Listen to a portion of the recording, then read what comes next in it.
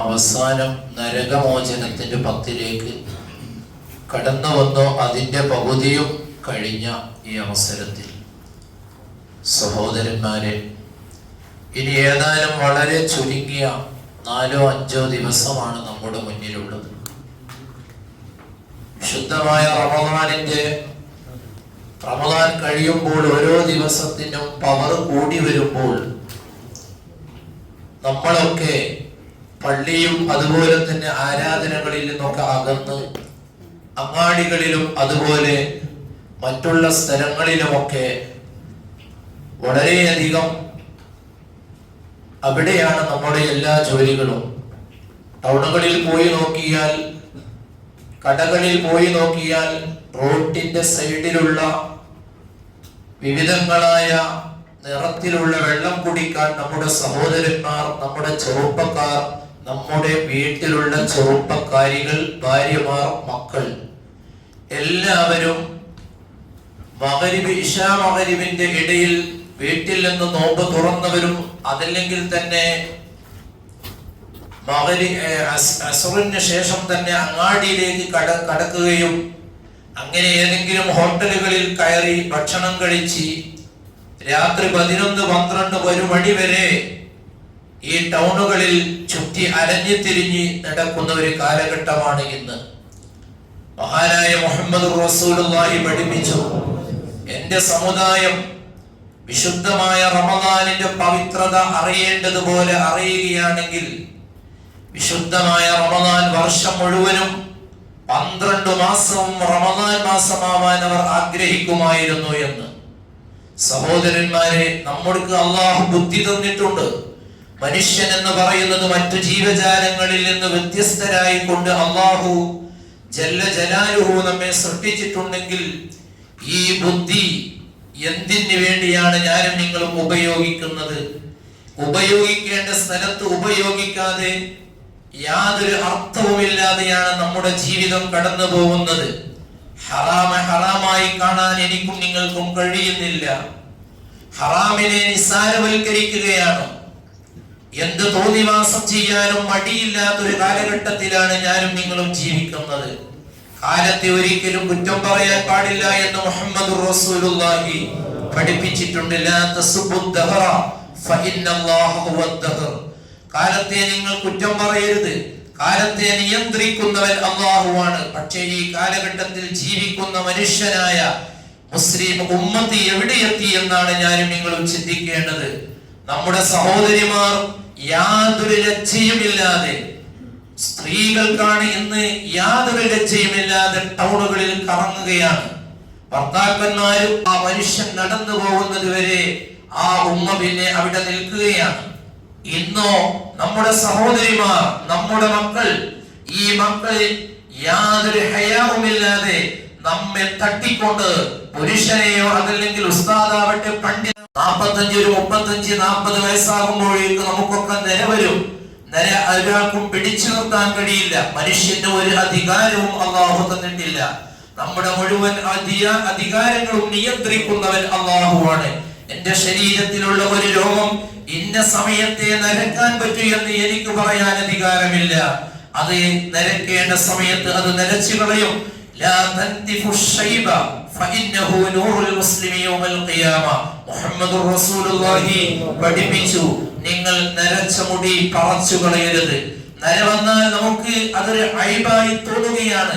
പക്ഷേ അത് ഫഇന്നഹു നൂറുൽ മുസ്ലിമി യൗമൽ ഖിയാമ, അന്ത്യദിനത്തിൽ മുഅ്മിനായ മനുഷ്യന്റെ ആ നരച്ച മുടി നാളെ മഹ്ശറയിൽ പ്രകാശിക്കുമെന്ന് സയ്യിദുനാ റസൂലുള്ളാഹി പഠിപ്പിക്കുന്നു. എന്നാൽ ഇന്നത്തെ നമ്മുടെ പള്ളിയിൽ ഒന്നാമത്തെ സഫിൽ വന്നിരുന്ന് അതാ തറാവീഹും തഹജ്ജുദും എല്ലാം നിസ്കരിക്കുന്ന ഉപ്പ, വീട്ടിലുള്ള കാരണവർ, വീട്ടിലുള്ള ആണുങ്ങൾ, അവർക്ക് മുടി നരച്ചാൽ കറുപ്പിക്കുന്ന സ്വഭാവമുണ്ട്. കടുത്ത നിഷിദ്ധമായ ഹറാമാണ് സഹോദരന്മാരെ ഞാനും നിങ്ങളും ചെയ്യുന്നത്. നരച്ച മുടിയെ കറുപ്പിക്കൽ ഹറാമാണ്.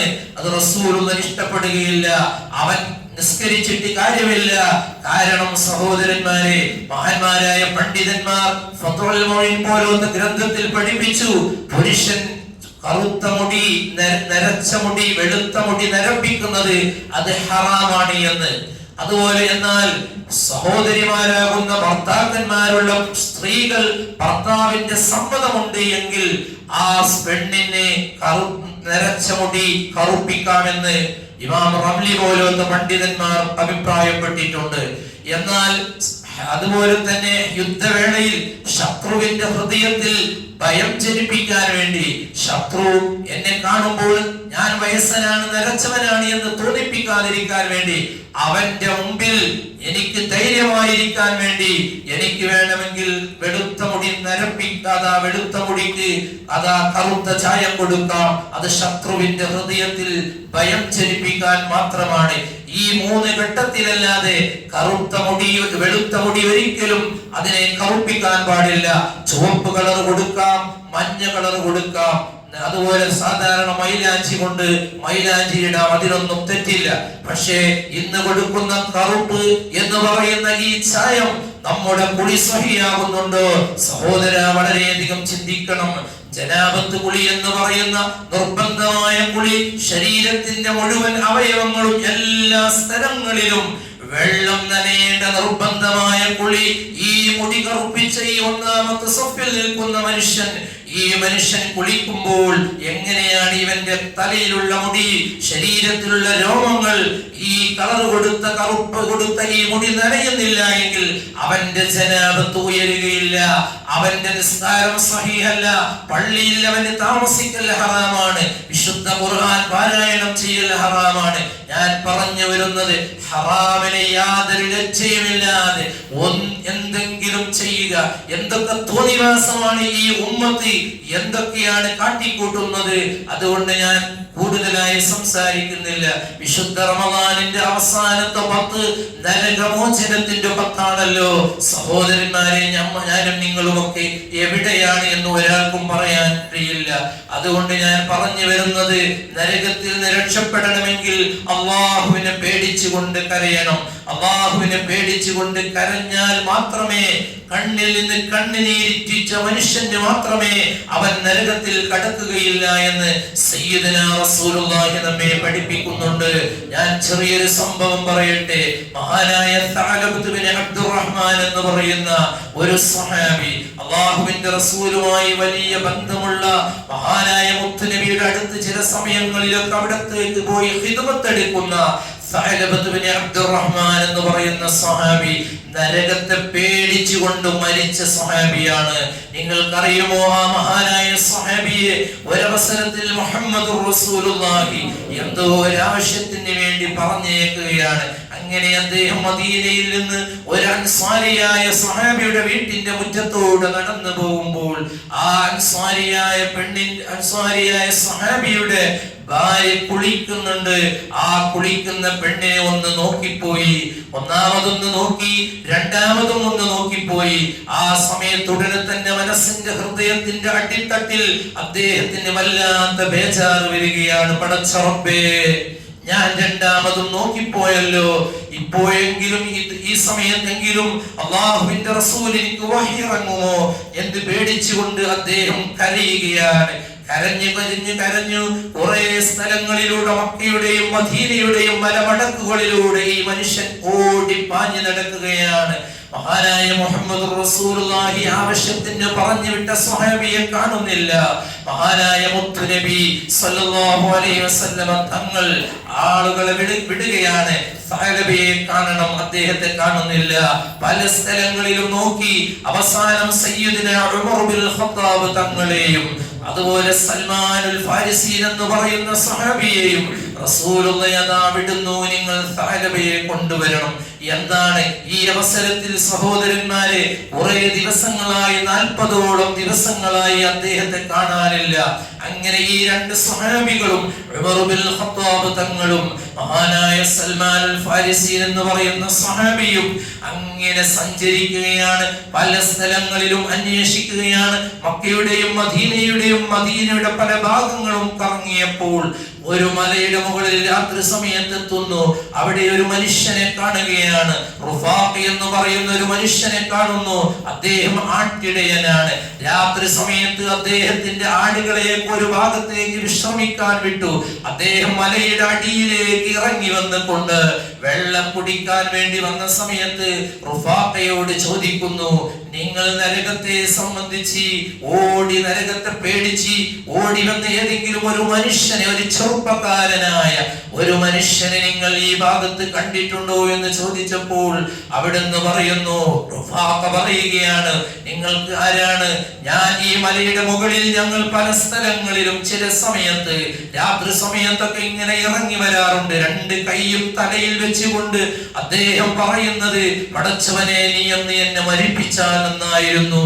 എന്നെ നീ ജീവിതത്തിൽ മരിപ്പിച്ചു കഴിഞ്ഞതിന് ശേഷം മഹ്ശറയിൽ ഒരുമിച്ച് കൂട്ടാതെ ഇരുന്നാൽ എത്ര നന്നായിരുന്നു പടച്ചവനെ.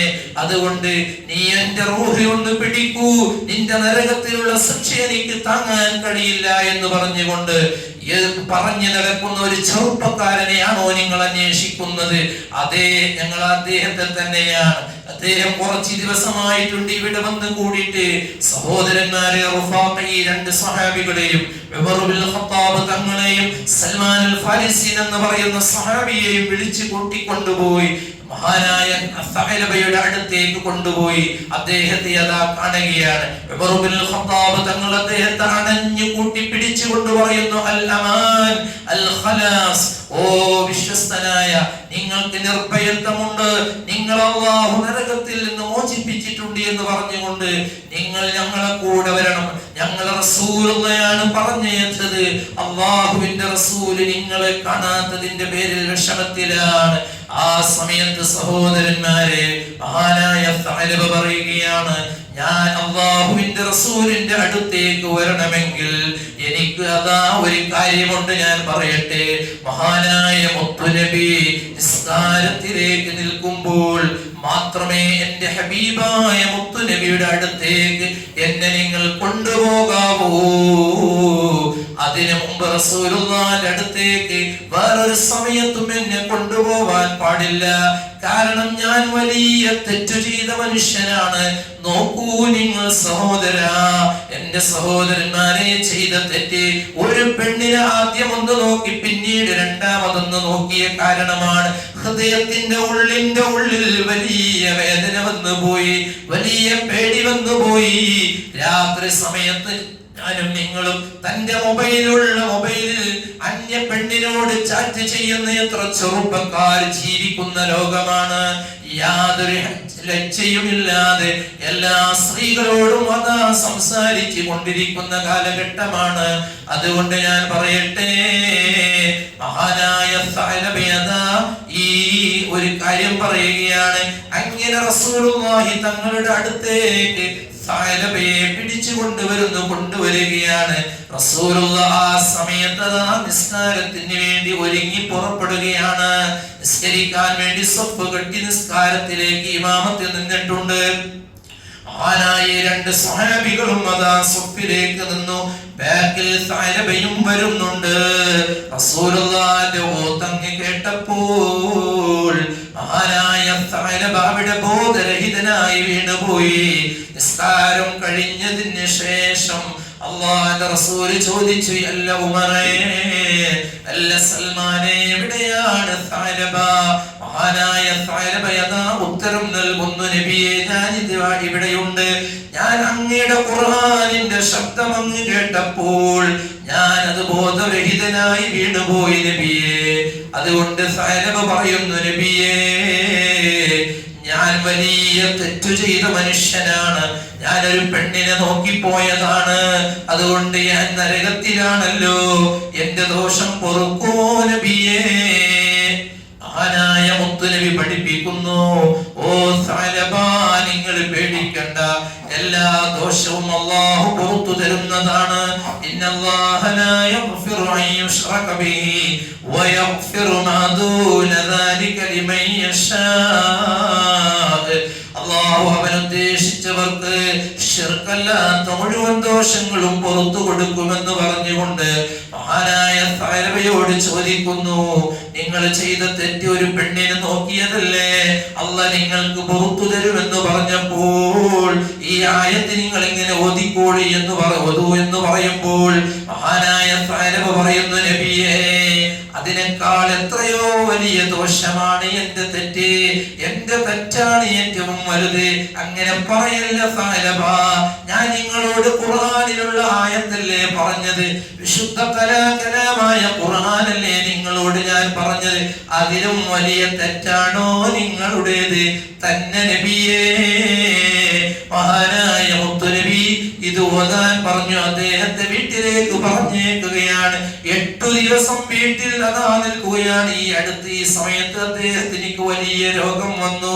പടച്ച റബ്ബിനെ പേടിച്ചുകൊണ്ട് ഹൃദയത്തിന്റെ ഉള്ളിൽ ഒരു പെണ്ണിനെ ഒരു വട്ടം 1-2 പ്രാവശ്യം ഒന്ന് നോക്കിയതിന്റെ പേരിൽ സഹോദരന്മാരെ പടച്ച റബ്ബിനെ പേടിച്ചുകൊണ്ട് കരഞ്ഞ് ഭക്ഷണം കഴിക്കാതെ വെള്ളം കുടിക്കാതെ ആ മഹാനായ സ്വഹാബി രോഗിയായി 8 ദിവസമായപ്പോൾ തന്റെ വീട്ടിൽ കിടക്കുമ്പോൾ ഒരു ദിവസം സൽമാൻ എന്ന് പറയുന്ന സ്വഹാബി പറയുന്നു, നബിയേ, നിങ്ങൾ സഅലബയെ കാണാൻ പോകുന്നില്ലേ?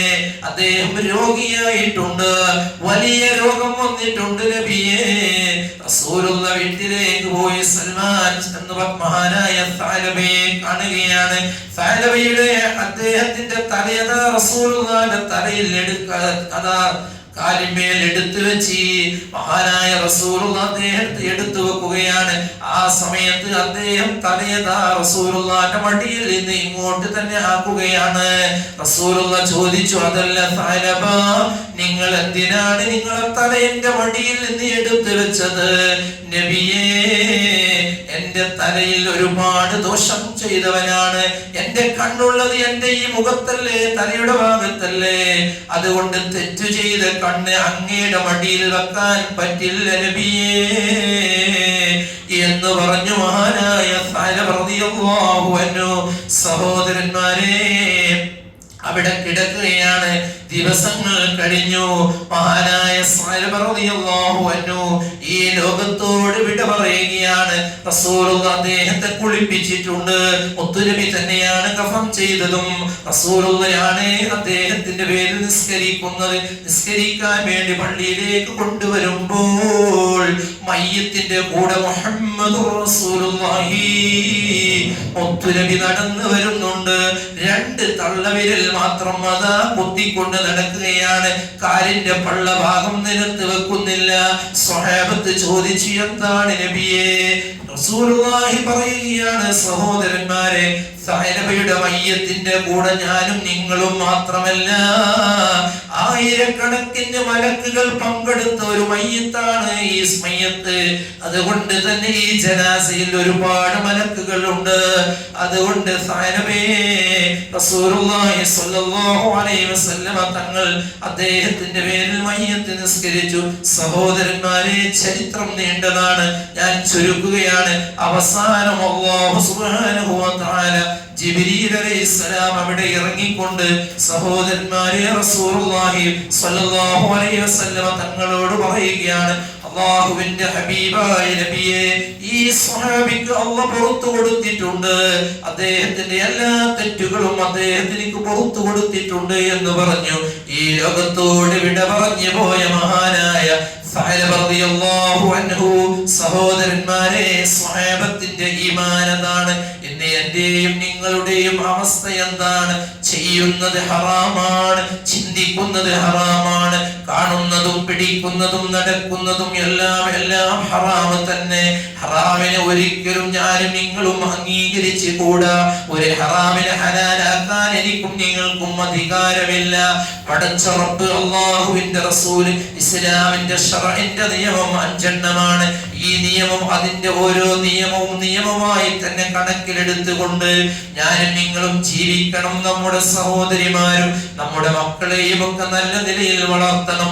ഇന്ന് നമ്മുടെ മക്കൾ വളരെയധികം ബേജാറാണ്. ഏറ്റവും അധികം പേടിക്കപ്പെടേണ്ടത് ഈ സമുദായത്തിൽ വളർന്നു വരുന്ന മക്കളെയാണ്. സ്വന്തം പാപ്പക്കും ഉമ്മക്കും മക്കളോടൊന്നും പറയാൻ പേടിയാണ്. മക്കൾക്ക് ഈ നിലക്ക് ആവുന്നത് ഭൗതിക പദവിദ്യാഭ്യാസത്തിന്റെ കുറവാണ്. ഉമ്മനെയും ഉപ്പനെയും ഉപ്പയാണ് ഉമ്മയാണ് എന്ന് പോലും മക്കൾക്ക് അറിയാത്ത കാലഘട്ടമാണ്. കാരണം മതത്തിന്റെ അറിവ് നമ്മുടെ മക്കൾക്ക് പഠിപ്പിച്ചു കൊടുക്കുന്നില്ല.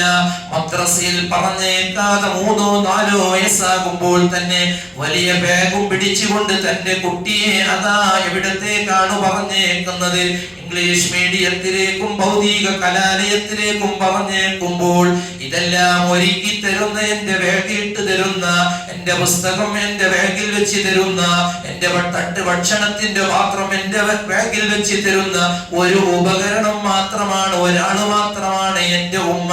ഉമ്മയാരാണെന്ന് പോലും അറിയാത്ത, കാരണം ഉമ്മയുടെ ബഹുമാനം ഈ മക്കൾക്ക് ഞാനും നിങ്ങളും പഠിപ്പിച്ചു കൊടുക്കുന്നില്ല. പാപ്പയോടുള്ള ബഹുമാനം, ഈ പാപ്പയോടുള്ള ബഹുമാനം മക്കൾക്ക് പഠിപ്പിച്ചു കൊടുക്കുന്നില്ല. മക്കളെ പറഞ്ഞിട്ട് കാര്യമില്ല. പിന്നെ പാപ്പയുടെ കഴുത്തറുത്തു എന്ന് പറഞ്ഞിട്ട് കാര്യമില്ല, ഉമ്മയുടെ കഴുത്തറുത്തു എന്ന് പറഞ്ഞിട്ട് കാര്യമില്ല. കാരണം മാതാവും പിതാവുമാണ്. കുല്ലു മൗലൂദിൻ യൂലദു അലൽ ഫിത്ര. ഈ ഭൂമിലോകത്ത് ജനിക്കുന്ന മുഴുവൻ മക്കളും ശുദ്ധ പ്രകൃതിയിലാണ് ജനിക്കുന്നത്. അവരെ കേടുവരുത്തുന്നത് ഉമ്മയാണ്, ഉപ്പയാണ്. അതുകൊണ്ട് ഞാൻ പറയട്ടെ, നമ്മുടെ മദ്രസകൾ നോമ്പ് കഴിഞ്ഞ് തുറക്കുമ്പോൾ എന്റെ സഹോദരന്മാരെ, മഹല്ലിലുള്ള എല്ലാ ഉപ്പമാരും 5-6 വയസ്സായ മുഴുവൻ മക്കളെയും മദ്രസയിൽ പറഞ്ഞേക്കണം. ഇല്ലെങ്കിൽ നമുക്ക് രക്ഷയില്ല.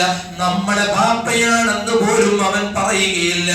അത് എന്റെ ഒരു ഉപകരണമാണ്, എന്റെ എല്ലാ കാര്യങ്ങളും ചെയ്തു തരുന്ന ഒരാളാണ്, ബാപ്പയാണെന്ന് പറയണമെങ്കിൽ, പാപ്പയോടുള്ള ബഹുമാനം അറിയണമെങ്കിൽ മതവിദ്യ അഭ്യസിക്കണം സഹോദരന്മാരെ.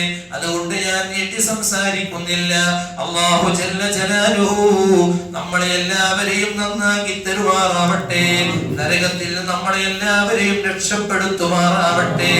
സഹോദരന്മാരെ, നരകം അതിഭയാനകരമാണ്. റസൂലുള്ള പറഞ്ഞ ചെറിയൊരു ഹദീസിൽ കാണാം, മുഹമ്മദ് റസൂലുള്ളാഹി പറയുന്നു, നരകാവകാശിയായ ഒരു മനുഷ്യന്റെ വസ്ത്രം അതാ ആകാശഭൂമിയുടെ ഇടയിൽ അതങ്ങ് ബന്ധിപ്പിക്കുകയാണെങ്കിൽ, സഹോദരന്മാരെ, ഭൂമിയിലുള്ള മനുഷ്യന്മാര് മുഴുവനും ആ വസ്ത്രത്തിന്റെ ദുർഗന്ധം കൊണ്ട് അത് വാസനിച്ചു കൊണ്ട് മരിക്കുമെന്ന് സയ്യിദുനാ റസൂലുള്ളാഹി പഠിപ്പിക്കുമ്പോൾ, നരകം ഞാനും നിങ്ങളും വിചാരിച്ചതിന്റെ എത്രയോ അപ്പുറമാണ്.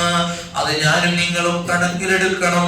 അല്ലാഹു നമ്മെ വിശുദ്ധമായ റമദാനിന്റെ ബറക്കത്ത് കൊണ്ട്, നമ്മുടെ എന്തെങ്കിലും അമലുകളുടെ ബറക്കത്ത് കൊണ്ട് നരകത്തിൽ നിന്ന് ഞങ്ങൾക്ക് കാവല് നൽകണേ റഹ്മാനേ. ഞങ്ങളെ സാധുക്കളാണ്, പാപികളാണ്, വിവരമില്ലാത്തവരാണ്, അറിവ് കുറഞ്ഞവരാണ്, ഭക്തിയില്ലാത്തവരാണ് റബ്ബേ, ഈമാൻ കുറഞ്ഞവരാണ് റഹ്മാനേ. ഞങ്ങളുടെ പാപങ്ങളുടെ കാഠിന്യം കൊണ്ട് നീ ഞങ്ങളെ നരകത്തിലിട്ട് കരിക്കല്ല അല്ലാഹ്. റബ്ബേ, ഞങ്ങളിൽ മരണപ്പെട്ടു പോയവർ അവർ ഖബറിലാണ്. ഖബർ എന്ന് പറയുന്നത് അതിഭയാനകരമാണ്. ഖബറെന്ന് കേട്ടാൽ കരയാത്ത മനുഷ്യന്മാരില്ലല്ലോ. അതുകൊണ്ട് ഞങ്ങളെ നീ ഖബറിലുള്ള ശിക്ഷയിൽ നിന്ന് കാവല് നൽകണേ റഹ്മാനേ.